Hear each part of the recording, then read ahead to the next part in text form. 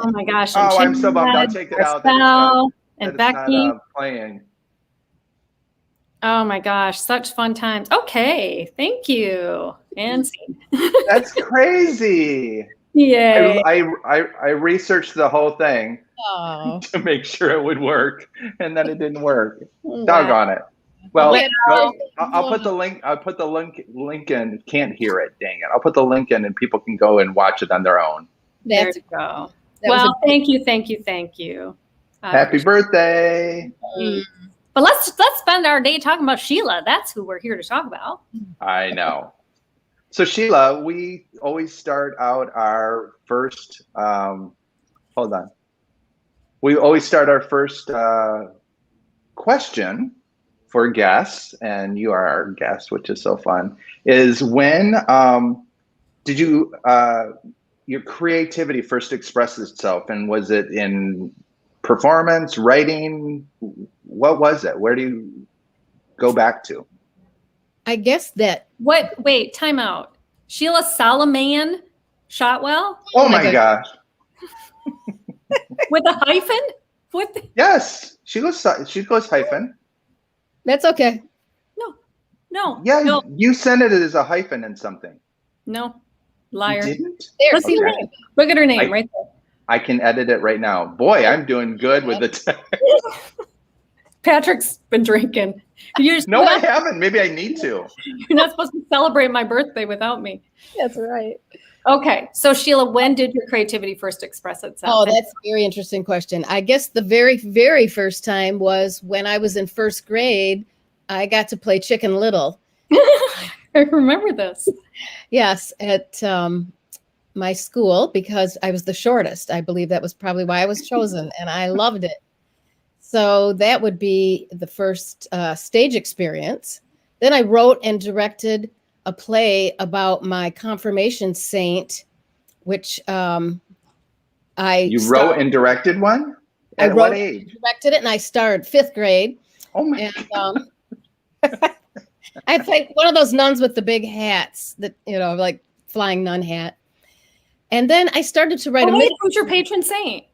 Sister Catherine Labore, or however you should say it in French. Oh. So then I also started to write a mystery series. I was obsessed with Nancy Drew, as I still am. And I started a mystery series with a friend in 5th grade. And then, I don't remember writing a whole lot until high school.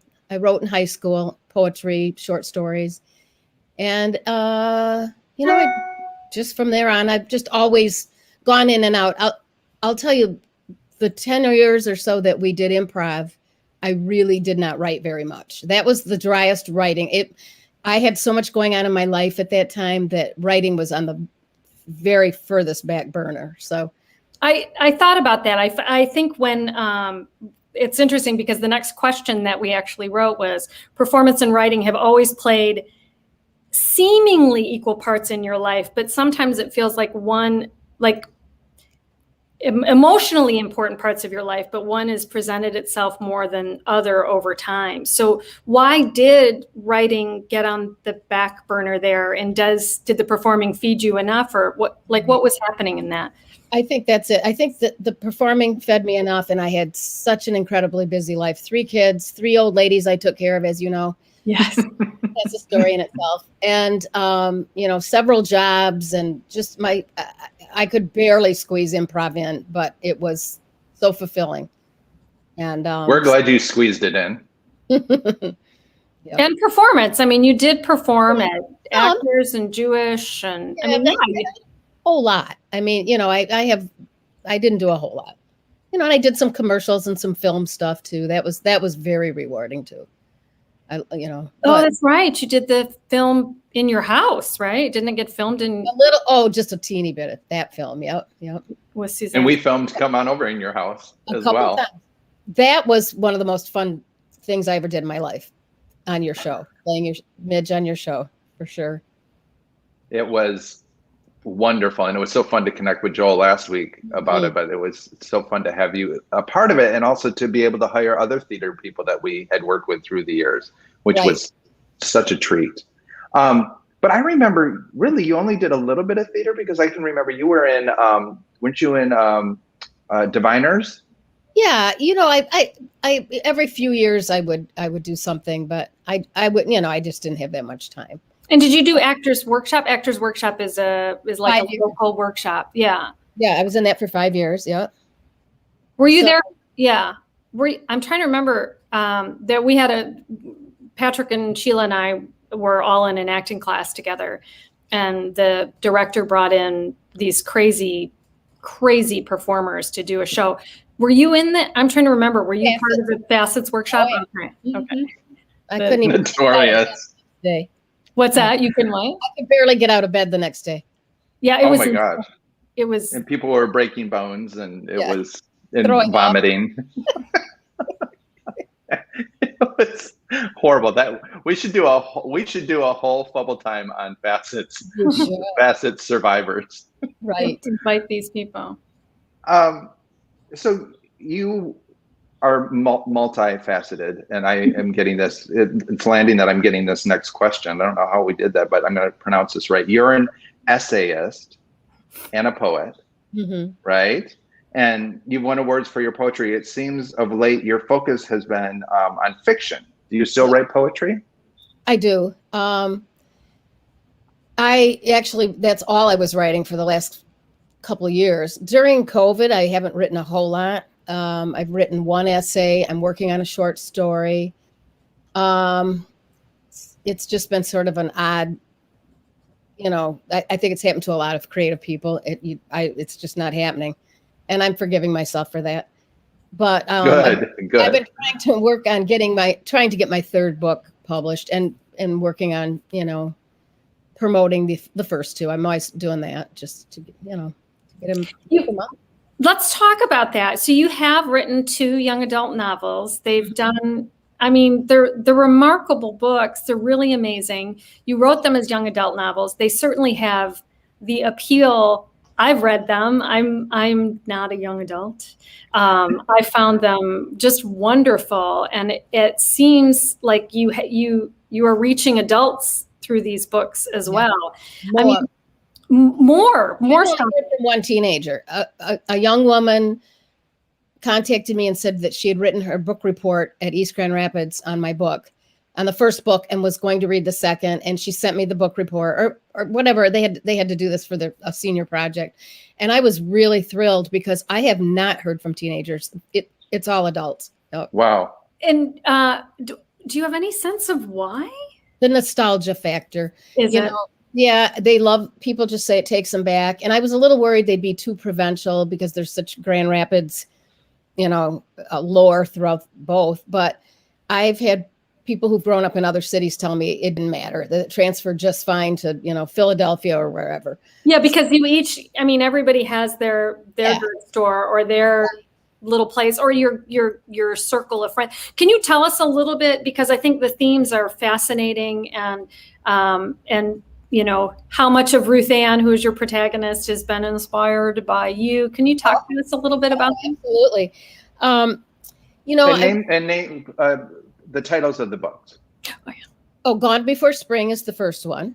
And I'll focus on that first. I was not looking to ever write a novel. I didn't think I had it in me. And I was doing memoir pieces. And I got a couple of those published. But I had all these stories in my head. And I just didn't know how to turn them into separate pieces, except for a few that I did do that with. And I was really frustrated by that. And that memoir thing just kind of floated around for a few years. And what happened is, this is getting off subject, but it's not really. I had suffered as a teenager with a terrible case of psoriasis. And I was the local, I started a local chapter for other people with psoriasis, a support group. And in the course of doing that, I met this filmmaker from California, and he had made 2 films about having psoriasis. He has very severe psoriasis and psoriatic arthritis, which goes along with it. And his first movie was so powerful, and I brought him here, and we showed it at Wealthy Theater, and we struck up a friendship and so forth. Well, then his second movie came out, and that one was for kids. And while I was watching that movie, I just sat, it was a DVD. I just sat here and cried, and I thought, why wasn't this around when I was a kid? And why how beneficial it would have been, and how beneficial as a reader, reading is my mainstay. How beneficial would a book have been? And then I thought, gee, a book for kids about psoriasis, and fiction is my go-to reading material. I mean, I read some nonfiction, but I always have a novel going. So it started to formulate a little bit in my head, and then all of a sudden it just hit me that, wait a minute, I could take the real memoir stuff about having this disease, and then I could take all those quirky, weird, crazy stories that I'd never know what to do with, and I could just put them together, maybe, so that's how it happened. And then right around that time, I had joined the West Michigan Writers Workshop. That was summer of 2011 that I joined, and I had this perfect audience and very harsh critics, I have to say, but that was good. It's not a group. It's a not Is a it group. constructive criticism? Sometimes. I mean, okay. It's constructive, but it isn't necessarily. Oh, somebody's writing best books ever. Oh. Cheryl Richland Cunningham. Oh, of course. She's my biggest fan. Yay. She Nice. says, I love Sheila. Well, and she grew up in Alger Heights. So really meaningful to Cheryl. Alger Heights and Burton Heights and Garfield Park are where the books take place. Right. So I was very fortunate to have a program at the library the summer of 2018. Was it? Yeah. And that program, was about my book, but I did it with the president of the Women's History Council, who jumped on board because she read the book and lives in Alger Heights. So she and I and a dear friend, Chris Byron, who's a former historian. Right. Yeah. We spent months digging up the slides and all this to go along with. I'd read excerpts and then there'd be slides and such. And Alger Heights responded beautifully. I had almost 150 people. And That's so great. I know. And we had the lady there, Mrs. Roshevsky, who owned Mitchell's Young at Heart, which is a shop that's in the book over and over, the first book. So Roseanne is here and says, hi, Sheila. Roseanne. A good friend of ours, our fellow improv friend, is here. Sheila, your books are, people can find out where to get them on your website, right? The website, yep. They're at Amazon, the local bookstore, like Books and Mortar. She usually carries them, and they can be ordered Barnes and Noble. And my Aunt Dorothy would want me to tell you this. I noticed they're on special. They are Special. I love on Amazon. So Sheila Solomon Shotwell.com. No A and no hyphen. No A, no hyphen. That's so random. I want to know, because you had psoriasis, because your protagonist has psoriasis, you deal with it. Was it cathartic to you in any way to write the book? Because I noticed I read someplace, maybe it was on Goodreads, like what you were just saying. I wish I had that growing up, like the treatments and the things that they did for kids with psoriasis back. I remember meeting you and you telling me that you had been hospitalized because of your psoriasis. So was writing that, because the story is certainly inspired by you, but it's not verbatim, but it's pretty close. It's a fictionalized memoir, if you will. Yeah. And, I certainly make up the characters, the women that came out, neighbors that I hadn't seen in 50 years showed up. Yeah. The character Kathy in the book, I had not seen her. She was my next door neighbor. And I took a heyday with her personality, and I did with, but really a lot of the people were composites. They aren't, everybody wanted to know, who was that? Who? Really? do. And I kept saying, seriously, Your one friend was there at the signing in Elder Heights that one time we went and saw you at the antique Maureen. store. Maureen. Yeah, Maureen is not changed. She is, I mean, obviously I made up some stories about her, but her personality is exactly like, I mean, she was an easy write. Yep. An easy write. I love that. Did you answer the cathartic piece? Oh, I guess I didn't. I guess it probably was. I think that, by the time I wrote these books, I was, many, many, many decades older. So I had, already had enough therapy. a lot of therapy.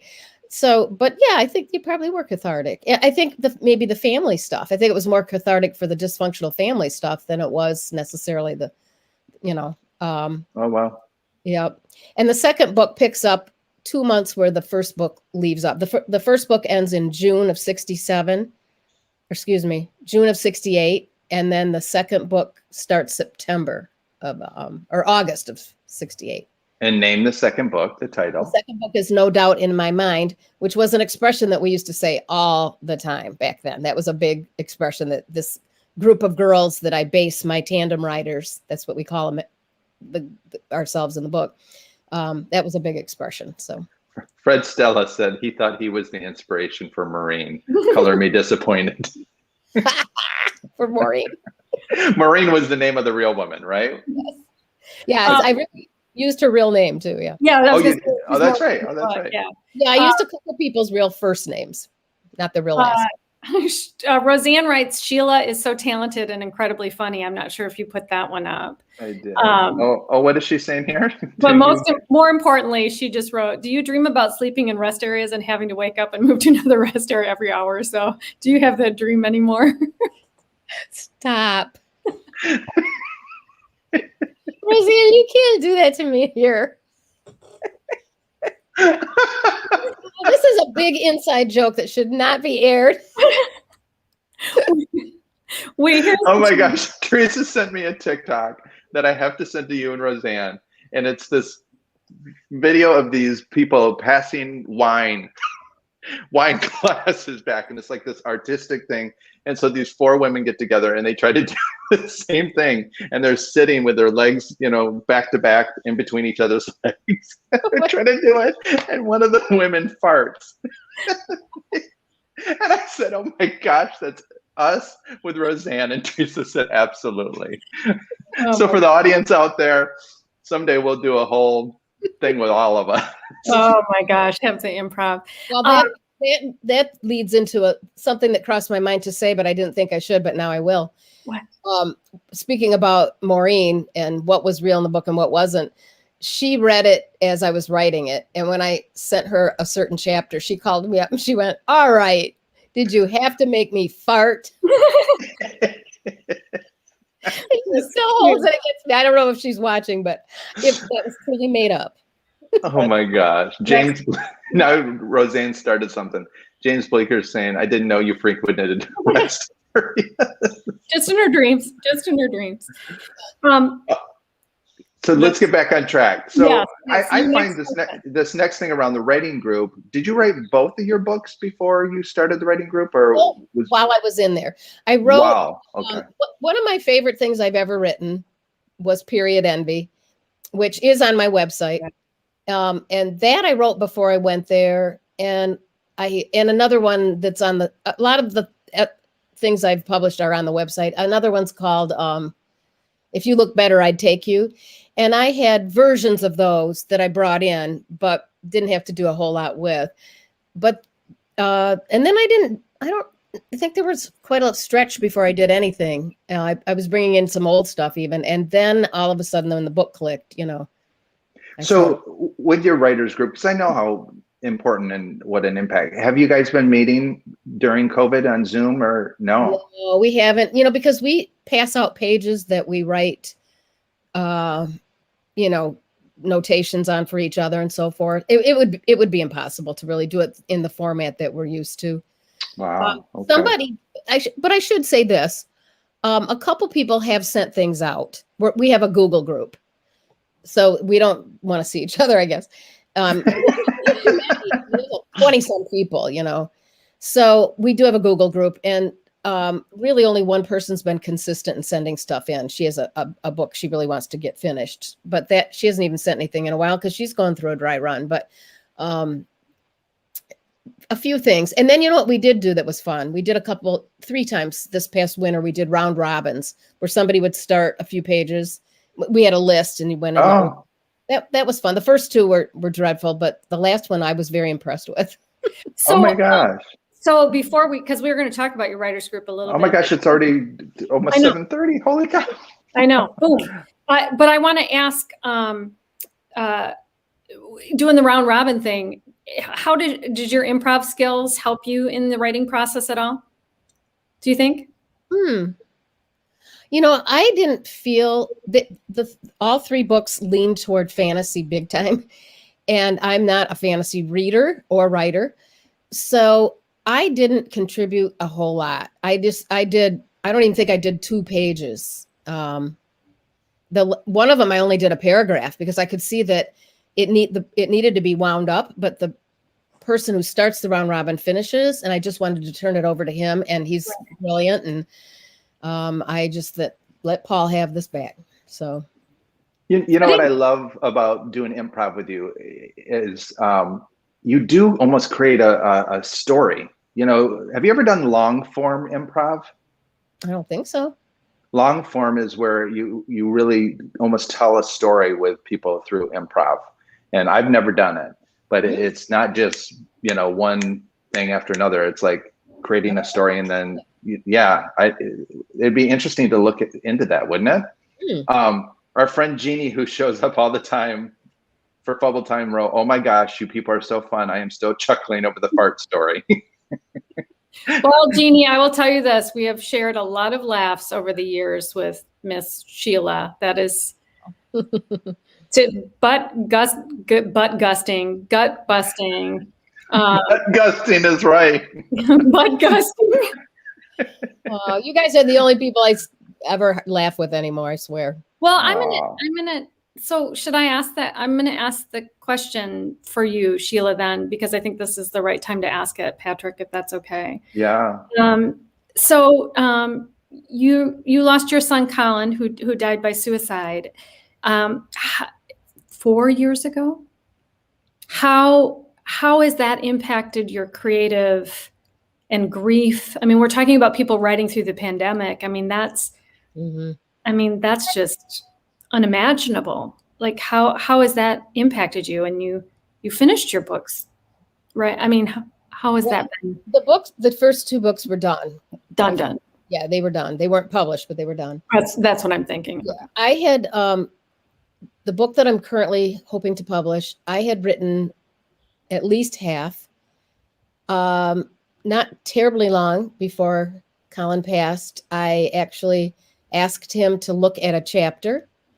I wanted his opinion because I've always maintained that there was a Black woman living inside my son.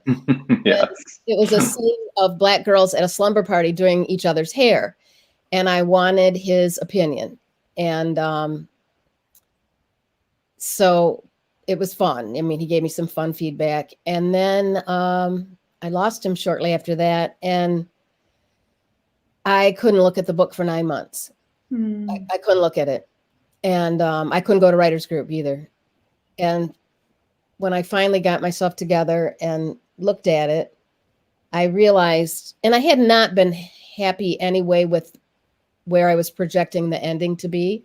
I'd never been very happy with it. And all of a sudden it hit me that the story needed to have Colin in it. And Colin. So that's where I took it. And then I started the whole thing from scratch. And I mean, yeah, so I really basically rewrote the whole book. It was, it's a much better book than it would have been, but. Is it a period piece as well? It goes back and forth. It's in 2019 in the present, and that's about a Jewish family. And then it goes back to 1964-65 to a Jewish family in Selma, Alabama, and also a Black family. So it's 3 families. Oh, wow. So it's very different than what. Oh, it has nothing to do two. with the other 2. Yeah. Oh my! I thought it was maybe No, I have another. friends who are asking for a 3rd, but I don't know if that'll happen. My past gets too checkered around the time that I'm not ready. It's all fiction. It's all fiction, Sheila. I love that. Is when you say he's in it, does that mean it's Colin in 2019, or is he in the past, or can you share that or not? Well, yeah, it's 2019. Yeah, he's in 2019. Yep, the book. Well, I applaud you for including that and finding that. That's really powerful that happened for you. Obviously we all wish it was in better circumstances, but we know what life has been like for you. And I love that we approached that when you said, we're some of the people that you laugh with, and that we can still find that when we need it. I know. I remember when Colin died, I said to my husband, I just went, I want to laugh. She's never going to laugh again. I've lost my Sheila. Now I'm going to get emotional. But you are still being a creative person, and you are writing, and I'm so proud of you for that. And so, just to even show up to be with us today is such an honor that you agreed to be with us. Look at me, I'm getting all emotional. But well, it's an honor to be asked. Yeah, well, that, and for the people out there, Colin's creativity is still expanding. And one of my favorite things about Colin is a little boy coming up to me and reciting Vitamin to Vegemin verbatim when he was probably 8. Right? I bet he's younger than that. Was he? At 8 he wouldn't have done it, I don't think. My favorite was probably at age 8, he wrote, "Oh, James Bleecker said you are a brave woman. That's nice." Was when you took him to a play, and it was the Music Man. I won't say where it was, but it was the Music Man. Yes, we're both there. What's that? Patrick was there too, I think. Oh, Patrick was there. I know I was there. And when it was done, Colin, you just were like, "How was it?" or whatever. He went, "Don't ever bring me here again." Yeah. For a gay man, he was not a theater guy at all. No. So you were the Supremes in that world. Yeah. Right? Motown gay. So, you do have an incredibly creative family. Your husband is creative. did you come when you talk about your mom and dad, I don't think of them as being overly creative people. My sister is a great director. She was an actress from as long as I could remember. She's 10 years older, but she was, my cousin. I don't think I ever knew that. Wow. Oh, really? Yes. No, you're old enough. You just don't remember anymore. Drama in high school. That was her job forever. My cousin, who's a character in the book that I've expanded on, and he's in the second book, no doubt in my mind, was a well-known playwright and poet, Jerry Michael, if you remember that. Yep. And, I had a wonderful program that was supposed to take place last May, and Patrick and 4 other delightful gay men that I know were all supposed to. Yes. And because of COVID, got canceled. Well, hopefully that can come back. We're by fall, hopefully, knock wood, things are going to be opening up more. Jeannie says, which is so true, laughter is so good for the healing process after a sad experience in our lives. Mm-hmm. And which is interesting because you have found Gilda's Club, which is, no serious. What's the tagline for Seriously Gilda? Funny is the tagline. Seriously Funny. That's the Laugh Fest, yeah. Right. But it came out of the passing of that. And I love that they have a grief support system that you're a part of. And you just mentioned, something you were looking to do. And our question is, are you looking to do improv again, perform again? Do you see that in your world at all? If you guys will, I will. Yes. If you Well, will, I will. Patrick, back in Michigan, we can probably make some of that happen. Well, at Kevin's tribute, a that's year and right. a half ago or whatever, that was really fun. That's right. I forgot we did that. Yeah. What does performance do for you personally? What does the performance piece of it do for you, do you think? Oh, gosh. I don't know. It's hard to say, but it's always been a thrilling way to escape. Well, that's what I was going to say. To me, it feels like it's escapism. It feels like it's almost a mindfulness activity, because when you're in it, you have to be in it, especially with improv. And you can't be doing anything else. I got to be focused on you or focused on the audience or whatever it is, but you have to be right. You have to be in the moment. Yeah. Well, and I think we worked together for so long in such a wonderful way that we kind of would create this rhythm with each other. Like I kind of knew what I was going to play off with Teresa, and I knew, with Sheila and Tim, and, it was like, we knew we just played in such an interesting way. And that's what it felt like. It's such a wonderful way that we were playing. And that spark came back when we did do the tribute for Kevin, and that felt amazing. Mm-hmm. And it's ageless too. I mean, there is an agelessness about performance, I think, too, especially with improv. I mean, you do feel like, your body moves a little slower, and, you might fall off a stage or, whatever. But for people out there, when we did a show for Laugh Fest, we had done a show for so many years, and Sheila was coming at her in a horror scene. She fell off the back of the stage. And the next thing you know, her hand is coming up, and the audience was screaming, but oh my God. And then Roseanne jumped on me, and I threw my back out, and Kevin couldn't get up from a chair. And I peed my pants.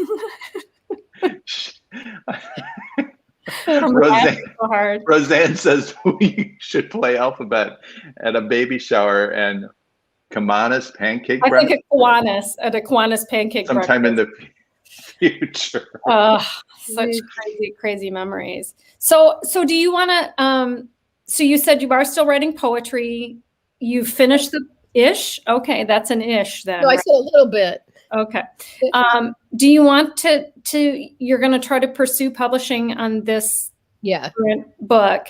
Do you see another book inside of you? Do you think that'll happen again or not? I don't know. I just keep telling myself it's okay if I don't. Yeah. As long as I feel okay with it, it's really hard to say. To accomplish 3 books is remarkable. I mean, do you understand the remarkableness of that feat? No. I have a little bit of an idea of maybe doing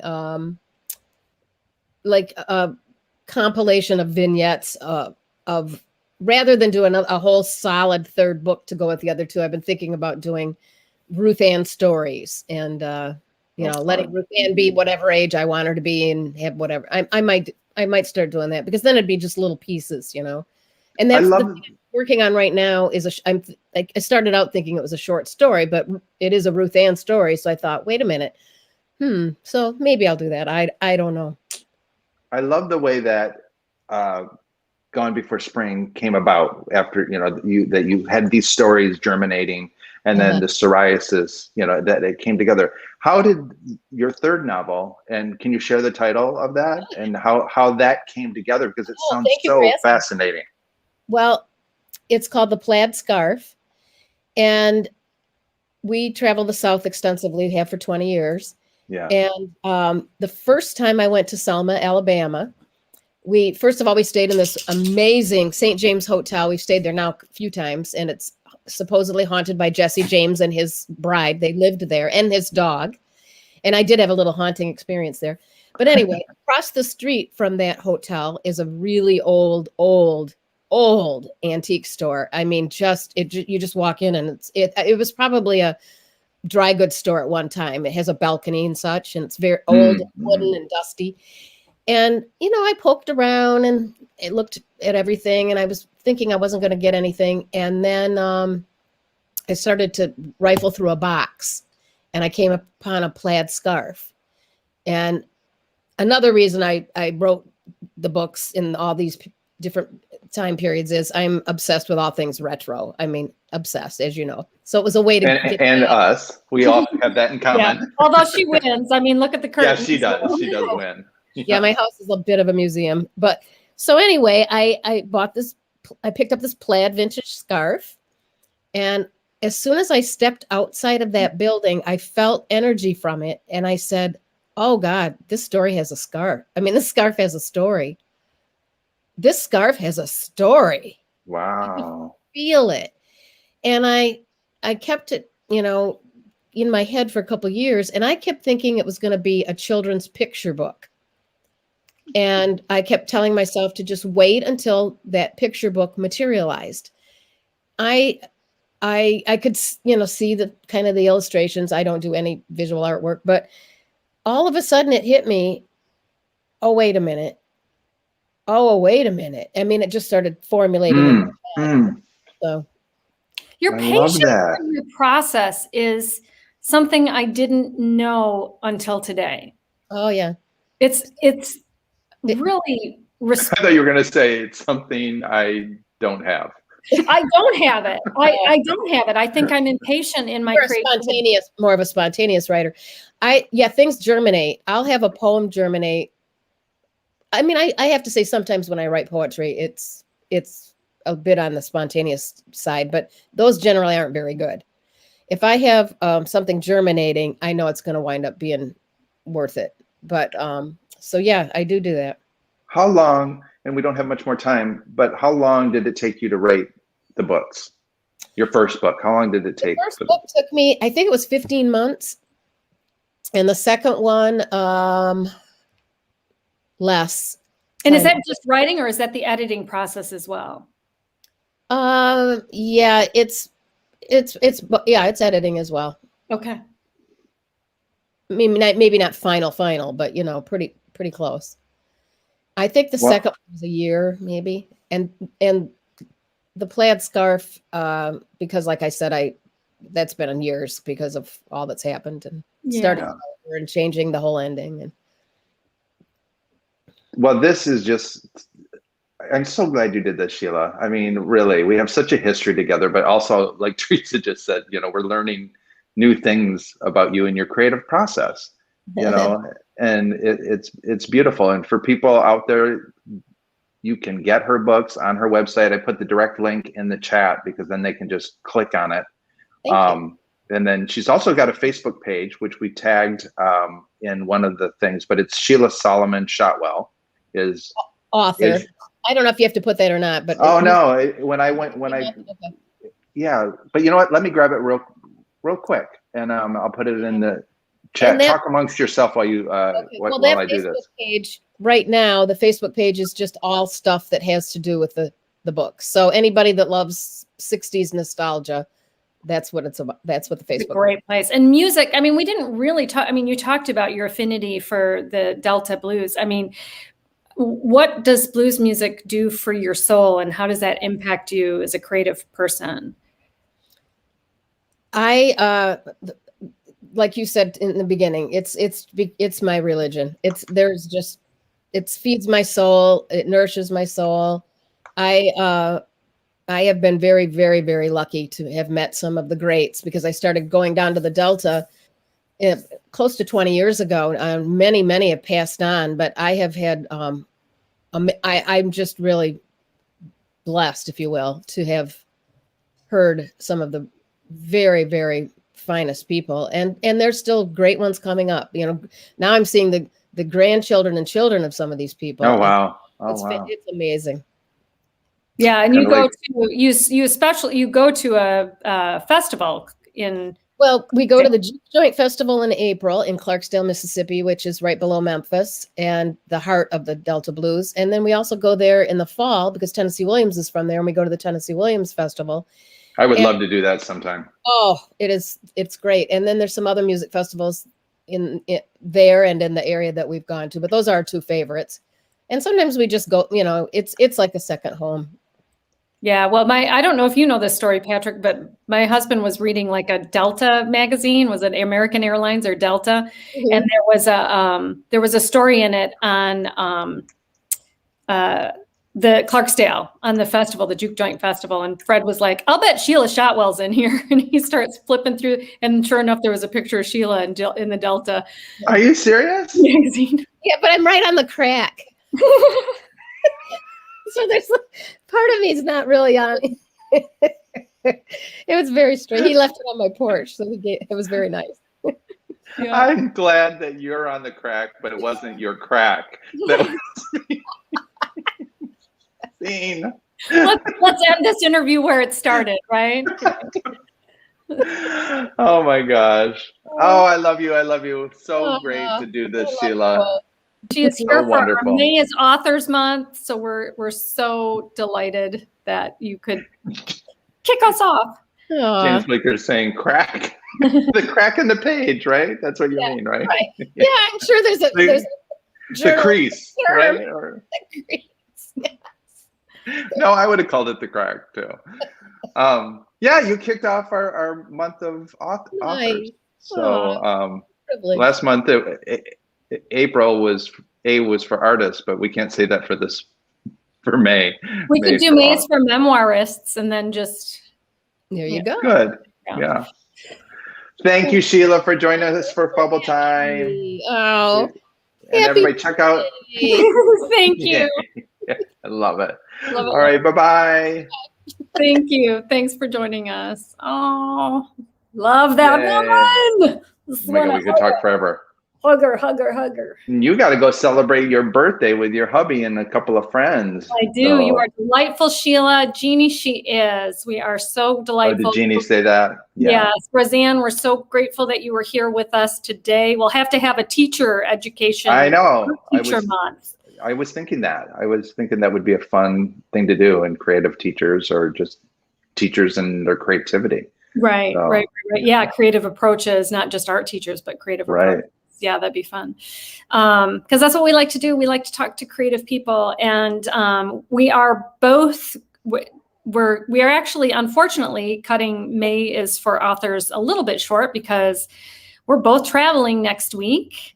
And I'll be traveling the following week. So we will be back the end of the month. I will be Teresa's birding. I will be looking at birds through binoculars. Pew, pew, pew. And I'll be traveling to Michigan Michigan. to move. And at the crazy. end of the month, we're going to be interviewing James Tomey, familiar name, who is also he's a recent author. So And his book is right there. I should have had it to put it up. So Letters from yeah. Home. So we are Letters from Home, it's called. we're looking forward to that interview right around Memorial Day. Yeah. So Yeah. that interview. And then we might add an author into June. Pride So Month. we're working on that as well. Pride Month coming So up. thank you everybody for tuning in. Thank And you for being with us. happy birthday, TT. Thank you. Love you. So Love we you. gotta say, gotta go. Gotta go.